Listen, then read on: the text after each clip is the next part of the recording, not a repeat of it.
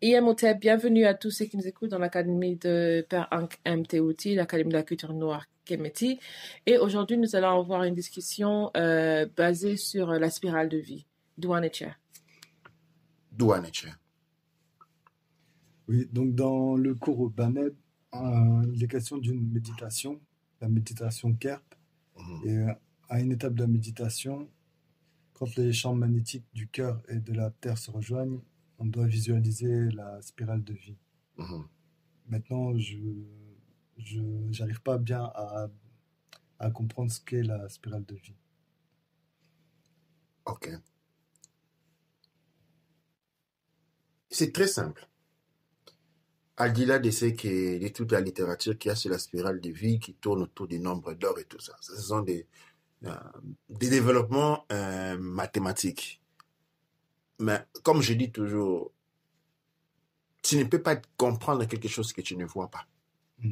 Tu dois être en mesure de fermer les yeux, voir quelque chose. La spirale est appelée la spirale de la vie parce qu'elle est présente en toutes choses. La spirale est importante. Pourquoi? Parce que dans la méditation, okay, je vais faire un exemple. Et parce que l'on découle de la tradition Kush-Kamit Congo. Quand on va dans le monde Kush-Kamit Congo, vous ne voyez pas des gens s'asseoir pendant 5 heures de méditation.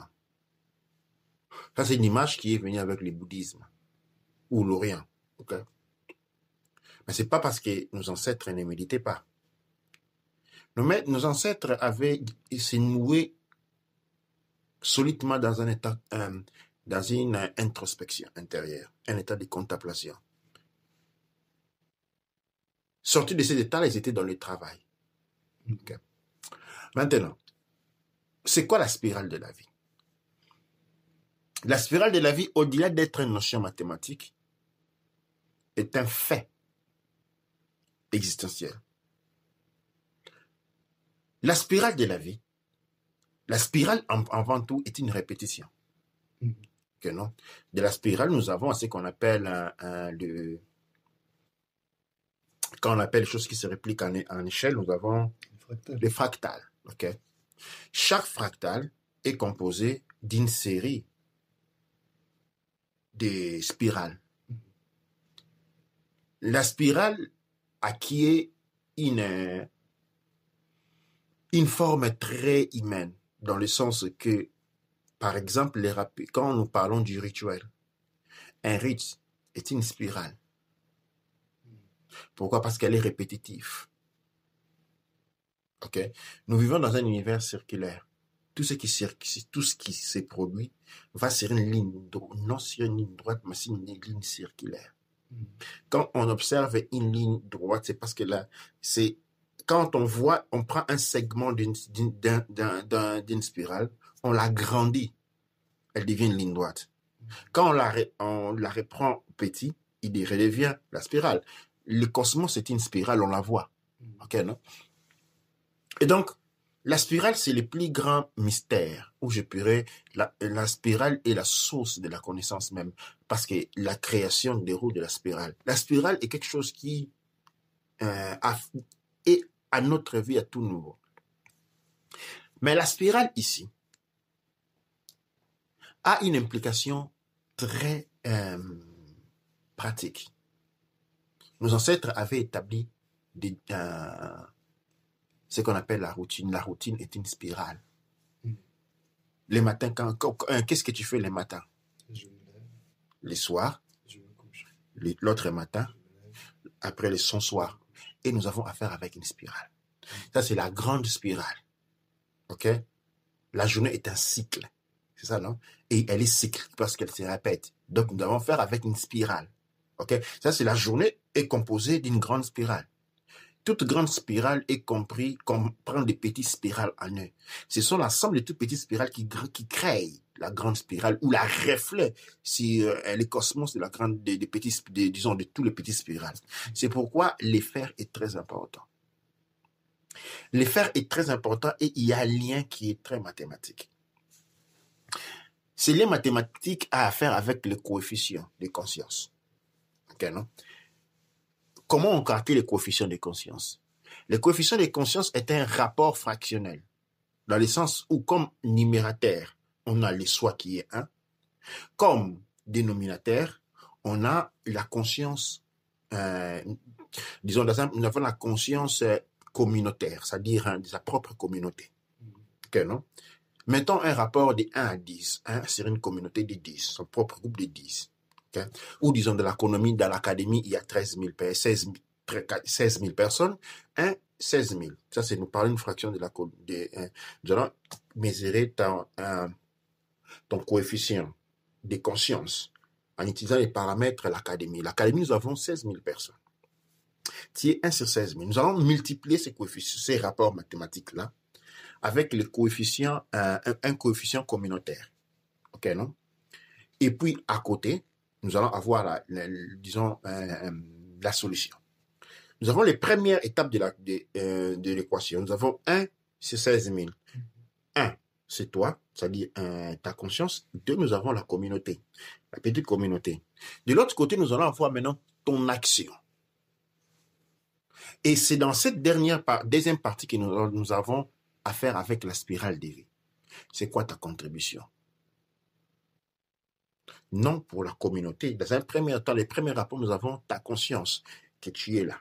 Tu fais un nombre. La deuxième partie, nous avons ton action et c'est là que surgit la spirale.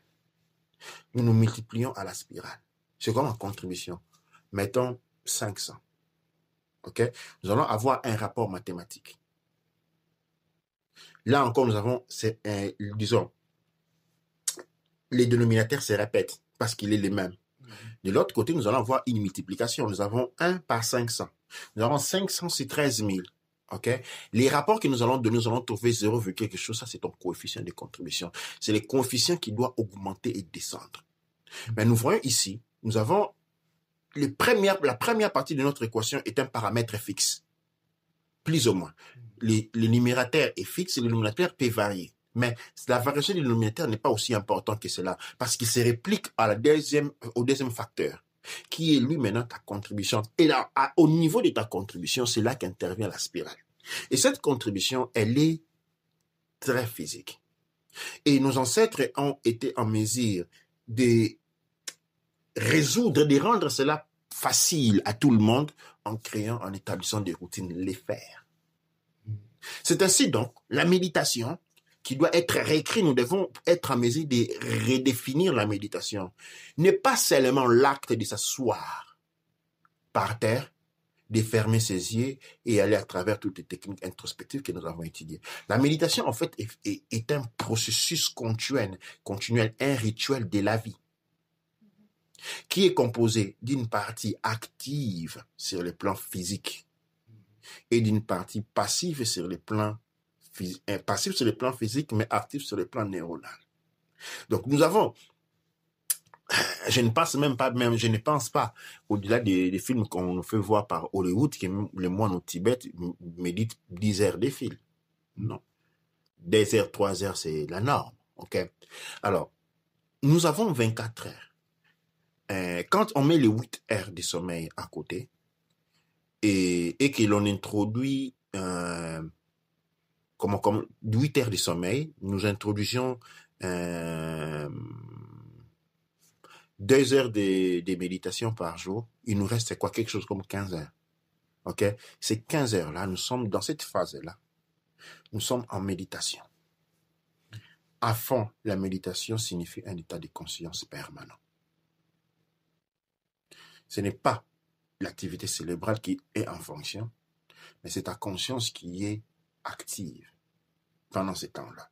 Et la conscience est rendue active à travers les fers. Et les fers a été incorporé ou, disons, a été interprété par ce qu'on appelle la spirale de la vie.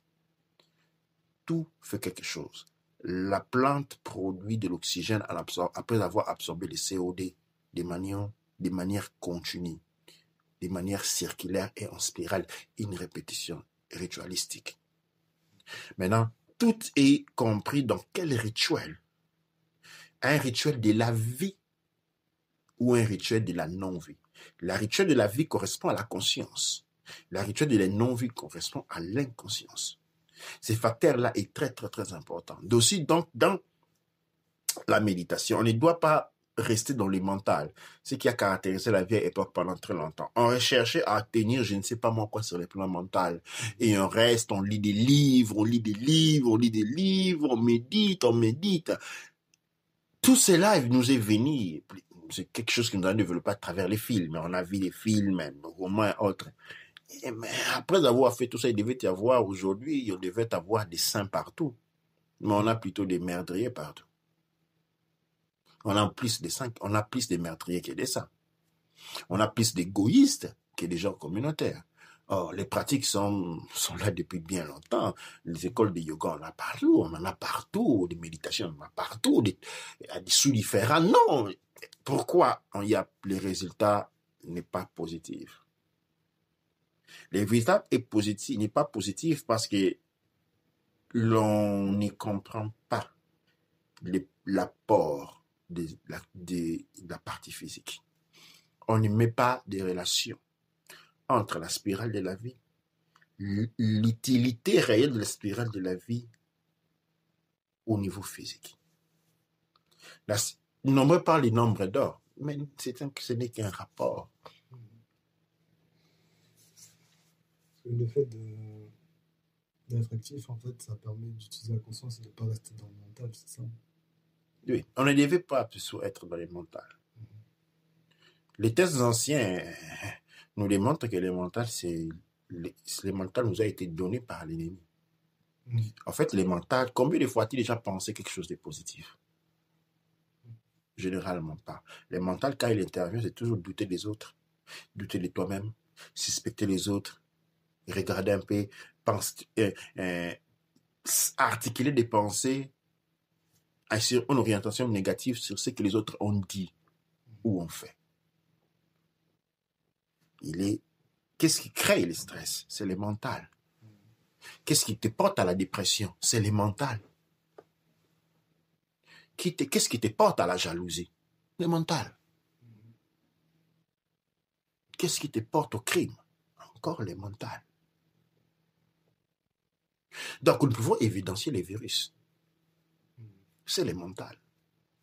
Maintenant, une fois qu'on a évidencié les virus, comment l'enlever? Comment s'en débarrasser? C'est à ce moment-là que la routine rentre. La routine nous enracine dans la conscience. Et quand on vit dans la conscience, eh bien, le virus est loin de nous.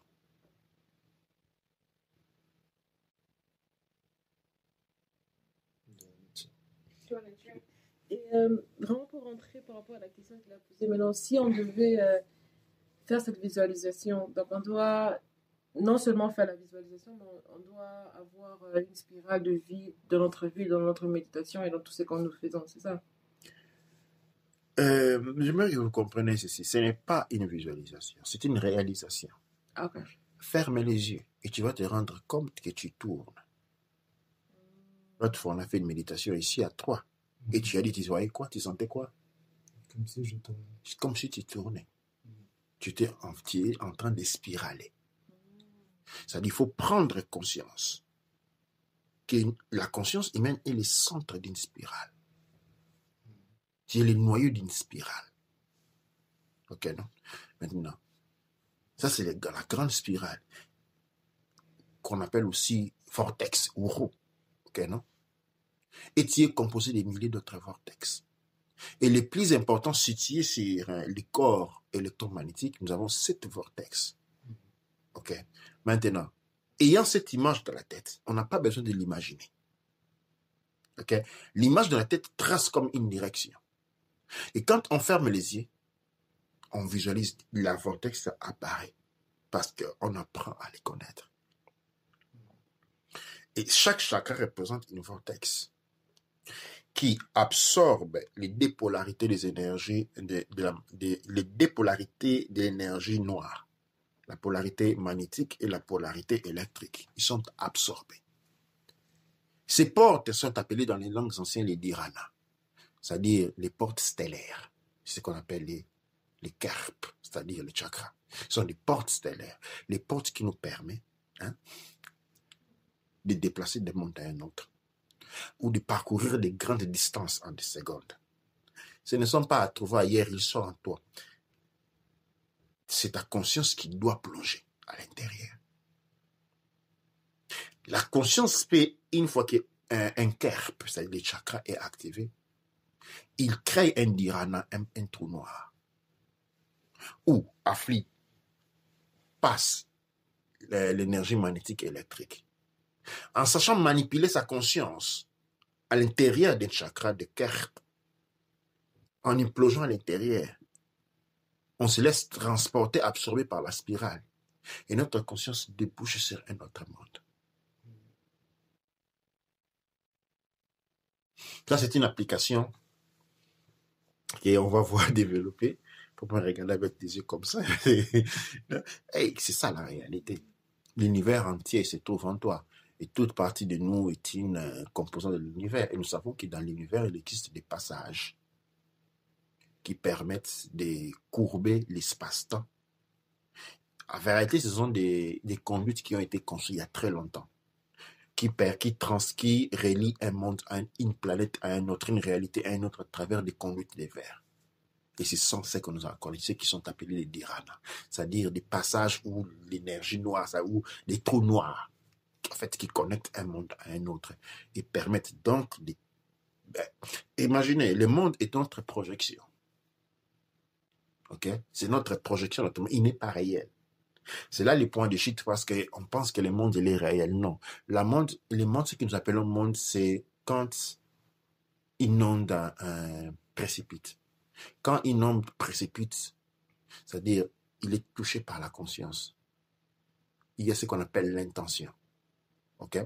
Nous, l'être humain a ce qu'on appelle une intention désemparée, c'est-à-dire une intention qui ne contrôle pas, qui crée un monde dans lequel il vit, mais après il perd complètement de ce qu'on, il perd contrôle de cela. Le monde, il est créé parce que notre attention se fixe sur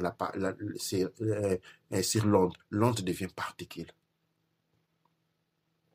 Ok, maintenant, si on met un point A, ok, où on a l'onde, ok, et puis un autre point B sur l'axe de X, on a le point A qui est l'onde, ok. Sur l'axe des Y, on a la particule, ok. Cet axe cartésien là, on a un point de rencontre, ok. Maintenant, quand on voit les points de rencontre là, il se crée un triangle. On a l'hypothalamus qui divise le triangle en deux. Ça c'est l'intention, le pouvoir de l'intention. Le pouvoir de l'intention, quand on regarde, en fait, on dit, quand on met les yeux sur quelque chose, on ne regarde pas la chose, on fixe la fréquence. C'est par acte de fixer la fréquence que la chose commence à exister. Ça, c'est le pouvoir de l'homme. Le pouvoir divin de l'homme, c'est lui de créer l'univers. Mais il devient inconscient de ses propres actes.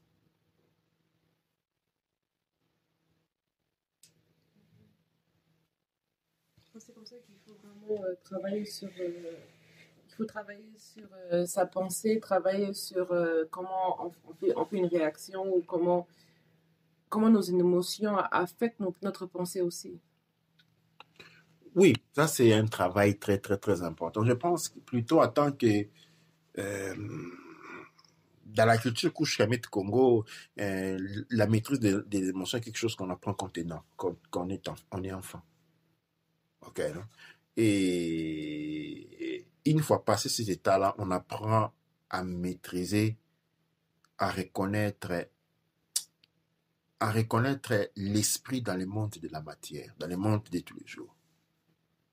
Et l'esprit, c'est justement la spirale. Quand on est en mesure de voir la spirale dans le monde, en toute chose, quand on arrive à développer l'habilité d'apercevoir la spirale, en ce moment-là, on vit sur le plan physique, non plus limité par les paramètres espace-temps.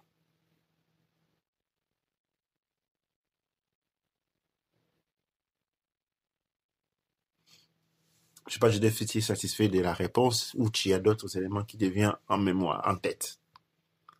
Ben là, j'ai plus d'éléments sur ce qu'est la spirale. Mais c'est au niveau de la visualisation que j'ai du mal à... Quel est où est-ce qu'est née ta difficulté? Parce que j'ai du mal à me dire que je vais visualiser quelque chose que je n'ai jamais vu. Tu n'as jamais vu une spirale? Si. Mhm. Mais la spirale de vie telle qu'on vient de la décrire, je ne vois pas comment je peux visualiser en fait. Elle est devant toi, la spirale de la vie, et tu la vois partout. Mm. Pour visualiser la spirale de la vie, il faut regarder autour de toi. L'existence est circulaire. La planète tourne. Les choses tournent autour de toi. Qui est un point fixe, et puis il y a ta mère, il y a ton père, il y a tes petits frères, tes grands frères. Et ils tournent autour de toi. La spirale de la vie, là, et tu la vois partout, on le voit, le fonctionnement d'un atome, en fait. Les nucléons, les électrons gravitent autour des noyaux. La spirale, c'est ça. La spirale, c'est la chose la plus proche de ce que tu es, parce que tu y es une spirale. Tu vis en fonction de ta spirale. C'est la chose, la réalité la plus immédiate à toi. La spirale est plus proche de toi que tes propres yeux. Le problème, c'est que tu veux la trouver mathématique. Tu n'as pas assez confiance en toi. Tu veux voir ce que les chrétiens appellent Saint Thomas. Tu veux voir pourquoi. Sans le voir, tu sens comme si quelque chose t'échappe. C'est ça.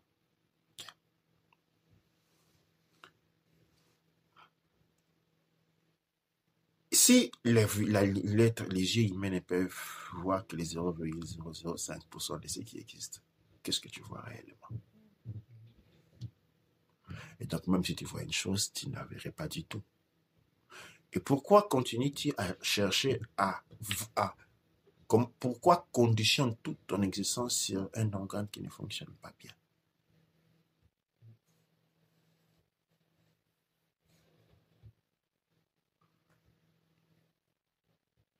Tu dois percevoir la réalité. Non, Vicky, je te donne un exemple. Bill Clinton, tu as l'image devant tes yeux, mais il n'est pas là. Tu ne la vois pas. Tu peux dire que tu vois Bill Clinton maintenant? Non. Mais tu as ton image. Obama, il n'est pas devant toi, mais tu as son image. Tu ne peux pas la toucher. Tu ne peux pas dire si elle est à gauche, à droite. Tu la vois. C'est ça la vision intérieure. C'est ça le troisième œil dont tout le monde regorge les récits. Elle a toujours été activée. Mais on n'est pas conscient de cela. Plus tu développes cette conscience, plus elle grandit. Comme un muscle. Le muscle cosmique de l'être. Tu dois accorder de l'attention à ton monde intérieur pour qu'il puisse exister. Ce n'est pas en forçant la pensée à travers une rationalisation de la logique que le monde intérieur prend vie. Le monde intérieur prend vie parce qu'on lui accorde de l'attention. Accorder l'attention au monde intérieur, c'est lui donner de l'énergie. C'est comme de la contemplation. Exactement. L'autre fois, je t'ai donné l'exercice, c'est lui de créer ton double énergétique et de les voir. Cela s'appelle déplacer de l'attention de l'extérieur vers l'intérieur. Une forme de méditation prolongée dans le temps. Parce qu'il commence, ce double prend vie et existe. Et cohabite avec ton énergie primaire.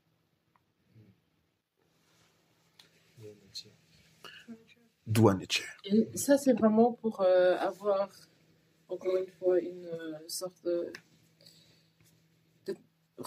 une compréhension un peu plus profonde. Parce que quand tu parles, par exemple, de la spirale, et de percevoir la spirale de la vie et de l'imaginer, en même temps, je sais qu'il y a beaucoup de personnes qui, soit qui font la physique quantique ou qui ont regardé des vidéos sur YouTube, ils ont regardé, ils ont vu plusieurs sortes de spirales de la vie. Mm-hmm. Et après, pour ceux qui ont vu, par exemple, la spirale de la vie sur les cheveux, la spirale de vie sur les enfants, dans le ventre, comment ils grandissent en spirale, et puis la spirale de vie par rapport au brocoli, par rapport à beaucoup des éléments de la nature qui poussent et qui grandissent, et on peut vraiment bien voir, ou encore la disposition de pyramides sur Kemet.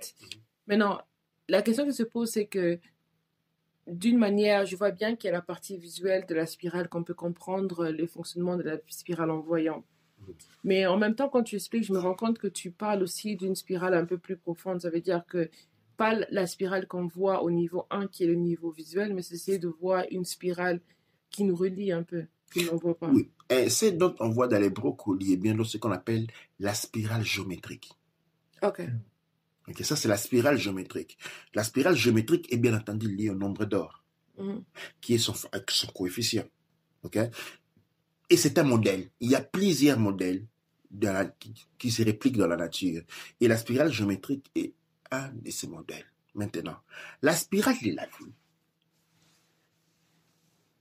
est quelque chose de beaucoup plus complexe et de beaucoup plus simple en même temps. Nous pourrons dire... C'est lié par exemple à la spirale de la course de la Terre avec le Soleil, comme ça. C'est lié à ça. Ça aussi, c'est une spirale géométrique. Okay. Parce qu'il existe sur les plans physiques. Okay? Les plans des événements. Okay, non? Nous pouvons dire on peut dire que les spirales géométriques aux différents modèles de la nature sont des reflets à une échelle micro de la spirale de la vie. Okay? Pour comprendre la spirale de la vie, déjà, on peut étudier les cosmos. Quand on voit les trous noirs, comment ils se bougent dans la galaxie. Okay? Ça donne une idée de la spirale de la vie. Quand on dit spirale, c'est ce qui apporte la vie. Okay? La spirale de la vie, c'est ce qui apporte la vie. Et c'est une présence qui est en nous, que l'on peut ressentir dans le calme. Une voix intérieure qui nous parle, que généralement auquel on n'accorde pas attention. C'est ça la spirale de la vie. Elle est là, elle est omniprésente, à l'intérieur de tout autre. Mais seulement les êtres sont orientés vers l'extérieur, plutôt que vers l'extérieur. Et des fois, même quand on est orienté vers l'extérieur, on est orienté vers une illusion qu'on appelle le mental, sans pour autant atteindre les soi profond. Pourquoi l'on n'arrive pas à atteindre les fois profonds? Parce qu'il y a une forme d'illusion qui se crée, et cela se trouve très particulièrement dans la pratique de la spiritualité, où on sort du cadre ritualistique, c'est-à-dire de la répétition. La spirale doit être alimentée chaque jour, et elle est alimentée par des routines. Les routines alimentent la spirale, mais ces routines-là ont des caractéristiques très particulières. C'est-à-dire, ces routines-là se créent à travers la manipulation du moina. Le moina, c'est l'énergie de vie. OK? Et l'énergie de vie qui est centrée autour d'une spirale située au bas du nombril. Notre point de contact. OK, non? Maintenant, les manipulations du moina a des caractéristiques, disons, elle est polaire. Il y a l'énergie électrique pour les hommes et l'énergie magnétique pour les femmes. C'est la manipulation de l'énergie électrique pour les hommes et la manipulation de l'énergie magnétique pour les femmes qui, lui, maintenant, alimente la spirale de la vie. Et nos ancêtres avaient créé des tâches. Il y a des travails pour hommes. Il y a des travails pour femmes. Quand l'homme se met à faire ce que la femme fait, son moina change. Il commence à perdre ses qualités électriques pour devenir magnétique. Parce qu'au début, à la naissance, il n'y a que la force magnétique qui s'exprime. La force électrique intervient à un moment donné. C'est pour dire dans les ventres de la mère, tout fœtus est féminin au départ. Ce n'est que par après, quelques-uns deviennent masculins. OK? Et en ces moments-là, quand on a la polarité, les moinas chou masculin, les moinas tefnout féminin, il doit être cultivé. La cultivation du moina est la caractéristique cyclique qui alimente la spirale de la vie. C'est pourquoi, dans la culture ancienne, il y avait des travaux pour les hommes, des tâches pour hommes et des tâches pour femmes. Et cela devait être toujours très respecté. Quand la femme se met à faire ce que l'homme fait, comme l'on dit aujourd'hui naturellement, Qu'est-ce qui se passe? Elle commence à se transformer. Qu'est-ce qui se transforme? En fait, il commence à changer de polarité. Il y a ce qu'on appelle les axes comment on dit, les pôles nord deviennent des pôles sud. C'est pas, c'est quand on a le pôle nord qui le renversement des pôles. On a aussi, si on fait ça même avec les mains pour faire, on a une spirale au fait. Ah, il y a une spirale. Il y a une spirale qui se fait, mais du côté qui rentre en arrière. Qui rentre en arrière. Et maintenant, en réalité, on doit cultiver ces éléments-là. Sinon, on rentre dans un clash où quand les hommes commencent à faire ce que les femmes font, et donc fonctionner comme les femmes, et les hommes font des mêmes, il y a effondrement de polarité. OK? Quand il y a effondrement total de polarité, qu'est-ce qu'on a? On a le chaos. Le chaos signifie la lumière de la conscience ne fonctionnait plus. Destruction. Destruction. Ce qui est à ce point ici intéressant, c'est qu'observer quand, de toutes les fois dans les anciennes humanités, quand il y a eu effondrement des civilisations, en fait, cela avait été conduit chaque fois par effondrement des polarités. Pourquoi? Parce qu'une chose que j'ai découvert réellement, c'est que les champs de pensée collectifs impactent le monde, impactent les mouvements, les activités du soleil. Oui, spécialement dans les 3 planètes que nous connaissons, Terre, Mars et la Terre, Mars et Vénus. Nous voyons souvent des lignes de catastrophes à venir que nous appelons naturelles. Une étude en profondeur des états de conscience ont démontré qu'en réalité, c'est l'état des dépolarisations, la chute des polarités au niveau de l'humanité, des troubles sociaux au niveau de la conception de la conscience de l'humanité qui sont responsables des événements cosmiques. Parce que ce n'est pas le contraire. Ce n'est pas les événements cosmiques à influencer la vie des hommes. C'est plutôt la vie des hommes à influencer les événements cosmiques et les formes pensées émises en grand nombre par un peuple sur une planète influencent le cosmos et dérèglent l'espace-temps. Il y a dérèglement de l'espace-temps et la diffusion de la lumière ne se propage plus de la même manière. Et donc, à ce moment-là, on génère les chaos générés à l'intérieur des cœurs des hommes. Se répercute au niveau du cosmos.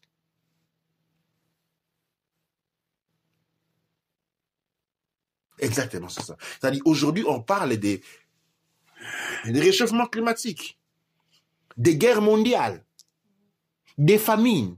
Mais il faut regarder les derniers 30 ans, quel genre de films nous avons regardés.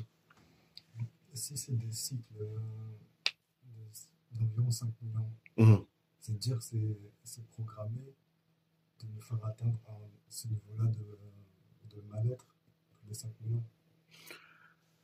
Oui, exactement. Les cycles sont contrôlés en utilisant l'homme comme intermédiaire. Donc c'est pas... parce qu'on avait tendance à dire que c'est des cycles naturels pour expliquer que c'est pas des choses qu'on a provoquées par quand on nous dit la pollution et des choses comme ça. En fait, c'est la manipulation de nos émotions et de nos pensées qui ont fait que ça se produise. Exactement. Nous sommes des computers quantiques qui sont manipulés pour créer voir ce qu'on a. Quand on parle des cycles, tout ça, le point de départ, c'est l'homme qui crée cela.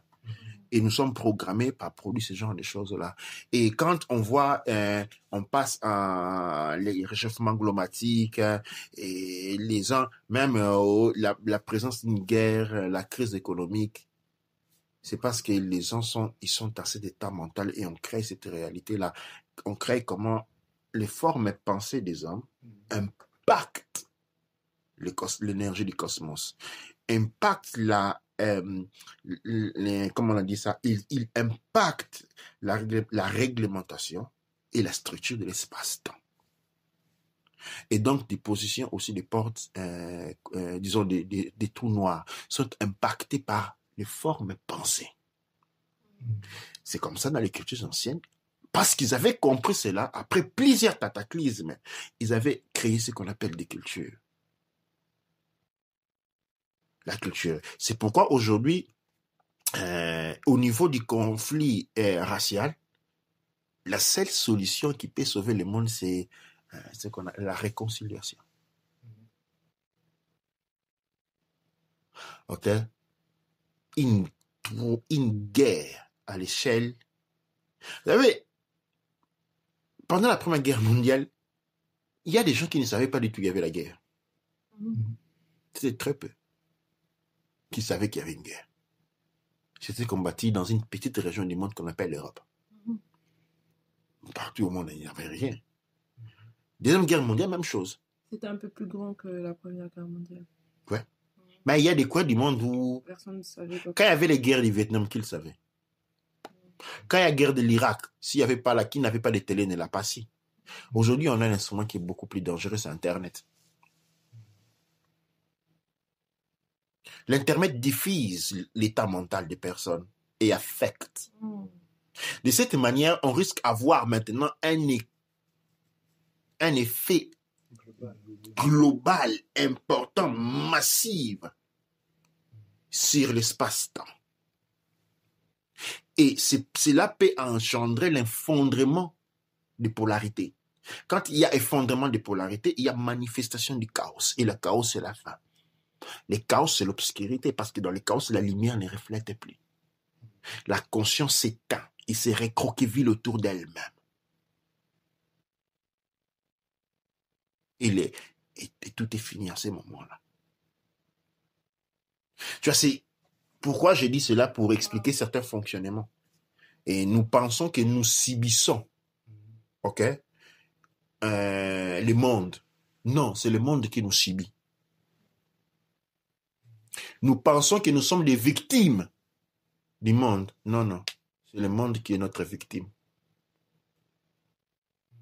Je pense que là, tout a été fait par en enlevant, en mettant un Dieu qui est à l'extérieur de nous. Donc, quand on a un Dieu qui est à l'extérieur de nous, c'est lui qui a tout créé, c'est lui qui fait tout, et nous, on doit le louer, on doit le glorifier, on doit lui demander, quémander, ou encore vraiment lui supplier de nous donner des choses dans la vie. Et quand ça n'arrive pas, ou quand il y a des gens qui meurent, là, automatiquement, c'est sa faute. Donc, l'être humain donne son pouvoir quelque part d'autre. Et en même temps, en parlant avec ce qu'on vient de dire aussi, ça m'a rappelé une saison, une saison de dessin animé qu'on a regardé. C'était Avatar, la dernière saison d'Avatar, où on parlait on parlait de ce qui s'est passé les derniers 5000 ans. C'était comment il y avait la balance entre le bien, comme on dit, et les deux polarités au final. Donc, on avait les deux polarités, et on a expliqué comment les deux polarités aussi, qu'on retrouve dans le symbole chinois de yin et yang, par exemple, c'est aussi les deux qui a les deux énergies qui font la polarité, mais qui sont ensemble. Maintenant, le problème, c'est qu'avec le chaos, qu'est-ce qui se passe? C'est que ces deux polarités sont séparées et on ne sait plus qui est quoi où. Effondrement des polarités. Effondrement des polarités complètes, et puis ça va apporter des grands destructions, le chaos total dans la zone, jusqu'à ce qu'on a pu rééquilibrer cette énergie et refonder des nouvelles, comme tu dis, des nouveaux principes et une nouvelle culture qui saura maintenant prendre l'information pour après. Au final, là-bas, qu'est-ce qu'on parlait? On parlait d'un conflit entre le monde de l'esprit et le monde humain. Et au début, on montre comment le monde de l'esprit et le monde humain travaillaient ensemble. Mais après, le monde des esprits, il a commencé à agresser le monde humain, justement parce que l'être humain est devenu mauvais. Et aussi parce qu'il y avait l'effondrement des deux polarités. Et dû à cet effondrement de deux polarités, il y a eu ces problèmes-là. Et donc, au final, avec ça, ils ont créé le système de l'avatar qui devait aider à établir ou à garder le chaos, de tout faire pour rappeler les gens que si les polarités s'éloignent trop, il y aura le chaos qui va revenir. Mhm. Et à chaque fois, il y avait comme une célébration pour commémorer le fait que si on s'éloigne trop, il y aura le chaos qui va venir. Absolument, c'est ce qu'on trouve dans les masques Dogon, dans tous les rituels ancestrales, ok? Et quand on va en Afrique aujourd'hui, il y a encore les célébrations où les gens, on met les feux, les gens dansent autour. Ok, non? Et il y a les danses Dogon, il y a les danses de dompteurs des léopards, les danses de dompteurs des tigres et de la panthère. Et quand on voit les danses pendées, c'est toujours circulaire. On a tendance à voir les gens en Afrique danser en tournant. Ok, on pivote autour de soi. Ok. Ces danses-là rappellent la spirale. Les enfants regardent les anciennes danser et voient et apprennent inconsciemment la notion de la spirale. Il y a la danse des spirales et puis il y a la danse du maniement du moana. Hein, l'énergie du serpent qui est juste au bas du nombril, par les mouvements des hanches. La plupart des danses que nous voyons en Afrique sont des danses qui relèvent d'une importance cosmique, pas sociale. Pas sociale. Des grands niveaux d'information ont été incorporés dans des mouvements. Et quand l'on dansait, pourquoi l'enfant est appelé à danser? L'initiation à la danse est importante parce que l'enfant s'ouvre au mystère cosmique seulement en dansant. Seulement en dansant, l'enfant est connecté au mystère cosmique, connecté à la grande spirale, connecté au Créateur, connecté à la source juste par la danse. Et le niveau d'enseignement à partir de cela. Ça, c'est un point que l'on apprend à comprendre. Pourquoi on est en train de s'effondrer? Il y a eu des piliers des djeds qui ont été construits. Les djeds ont été appelés des cultures. Dans les cultures, nous avons ce qu'on appelle les rituels. Il y a ces répétitions. Nous trouvons ça dans toutes les cultures. Les cultures ont servi des piliers. Aujourd'hui, qu'est-ce que nous avons? Nous avons effondrement culturel. Où, à travers l'excuse de la globalisation, on veut globaliser la culture, mais la globalisation de la culture signifie l'effondrement des polarités. Et quand il y a un effondrement des polarités, il y a l'élévation de la reine du chaos. La perte d'identité porte un chaos. La destruction des formes pensées culturelles est un danger c'est un danger qui est beaucoup plus grand que la menace d'une guerre thermonucléaire.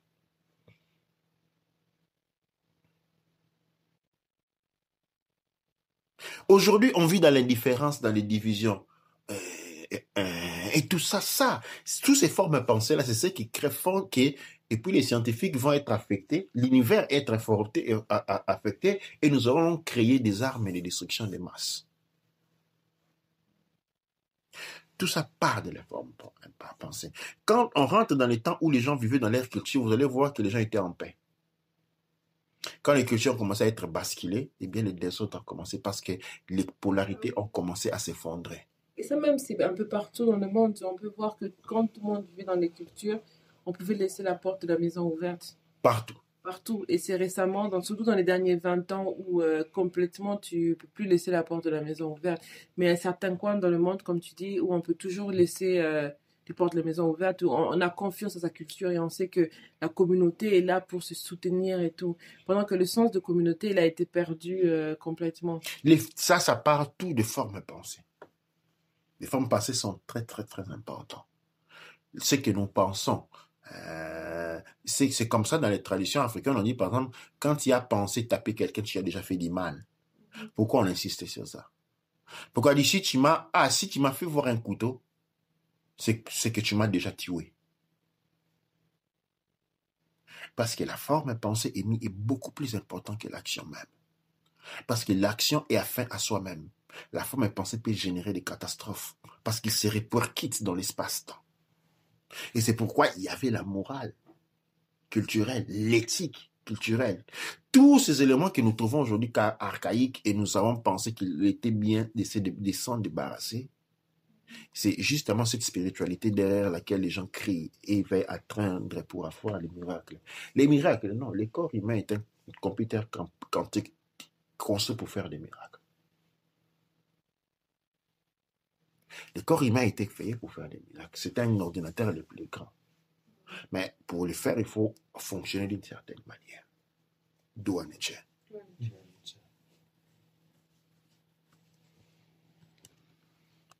Mot de la fin, tu es satisfait de ce que nous avons fait, ça t'a éclairé. Quelle est ta conclusion? Mais oui, ça m'a éclairé parce que j'étais loin de m'imaginer ce qu'était en réalité la spirale, que ce soit au niveau géométrique ou au niveau de la spirale de vie. J'avais pas de... Pour moi, je confondais les deux.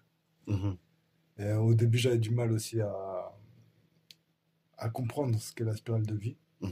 Maintenant, ça devient plus clair. C'est le fait comment dire, au niveau de l'importance des rituels et des tâches à accomplir qui permettent d'entrer dans la conscience au lieu de rester dans le mental. Ça aussi, c'est quelque chose que je viens de mieux assimiler. Donc, Douane et Tiers, toutes les informations. Douane et Tiers. Nous, qu'est-ce que tu dis comme mot de la fin?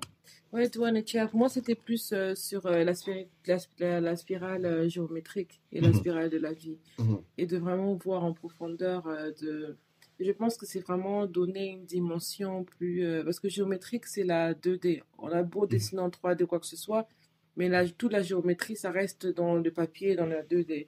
Mais maintenant, pour faire arriver à la 3D, à la 4D, à l'information de la spirale, et c'est là qu'on voit la spirale de la vie. Et je pense aussi ça rappelle avec beaucoup d'informations qu'on a quand on regarde les filaments, on regarde les particules, on regarde les points d'assemblage de la conscience, on réalise qu'en réalité, c'est plusieurs spirales qui passent et il y a plusieurs points d'intersection de spirales qui créent l'individu. Donc l'individu est le siège de toutes ces spirales qui passent entre eux. C'est comme ça qu'on est interconnectés. Parce que oui, on est nous-mêmes un commencement ou un point d'une spirale. Mais en même temps, on a aussi des spirales qui passent vers nous, qui nous connectent à d'autres individus, d'autres éléments de la réalité qu'on a aujourd'hui. Et en même temps, et c'est cette vision-là que c'est une projection d'un niveau et après il y a un autre niveau plus élevé. Et c'est vraiment cette fractale-là aujourd'hui, ironiquement, que je découvre qui m'a vraiment beaucoup plu. Parce que là, maintenant, je vois comment, même en prenant la spirale de la vie, on peut la faire devenir une fractale et voir ça à différents niveaux et avoir ça à différents niveaux pendant notre méditation, dans tout ce qu'on est en train de faire. Et de voir tout ce qui nous connecte. Et comme ça, et en plus, ça aide aussi, par exemple, pour ceux qui ont les vertiges, comme on dit.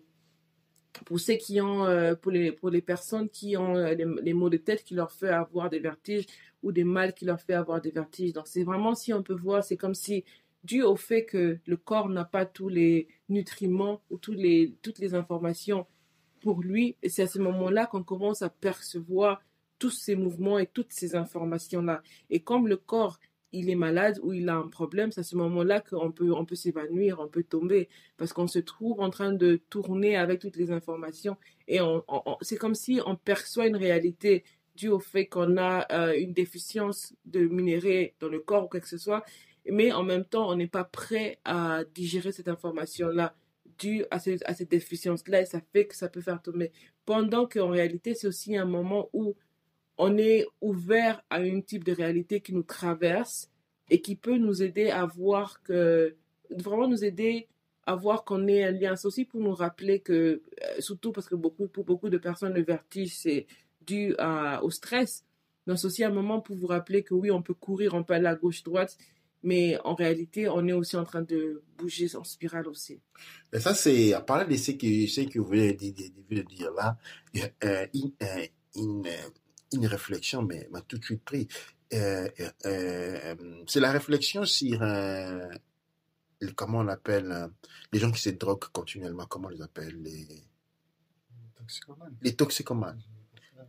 Les toxicomanes, dès que la drogue finit et qu'il reprend un équilibre normal, la première chose qu'il va faire, c'est aller trouver une autre drogue. Ok, non? C'est-à-dire, nous vivons dans l'être humain vit dans un état assimilé à un état drogué. C'est-à-dire, drogue, c'est-à-dire inconscient. C'est-à-dire, dès qu'il a ce qu'il appelle les vertiges, c'est-à-dire, il commence à percevoir la réalité. Il va tout de suite chercher une drogue pour s'endormir et ne plus la percevoir. Okay, non? Les réalités tournent autour de nous. Mais nous sommes devenus, nous nous voyons tellement petits. Et cette petitesse nous conditionne. Dès qu'un élément s'ouvre devant nos yeux, on va trouver quelqu'un pour tout, on va trouver une drogue pour la supprimer tout de suite. Parce qu'on veut rester petit. On est induit à rester petit. Comme on dit, la conscience est merveilleuse, il n'a pas de limites. Et on doit avoir une très certaine prédisposition à nous étonner de nous-mêmes. Parce que ce que nous sommes réellement, nous n'en avons aucune idée. Ce dont nous sommes capables réellement, nous n'en avons aucune idée. Ce que nous passons de nous, pensons de nous, ce n'est pas ce que nous sommes. Ce que nous sommes devons l'apercevoir. Et la manière de l'apercevoir, la manière de la découvrir, c'est nous mettre à l'épreuve sur le plan physique.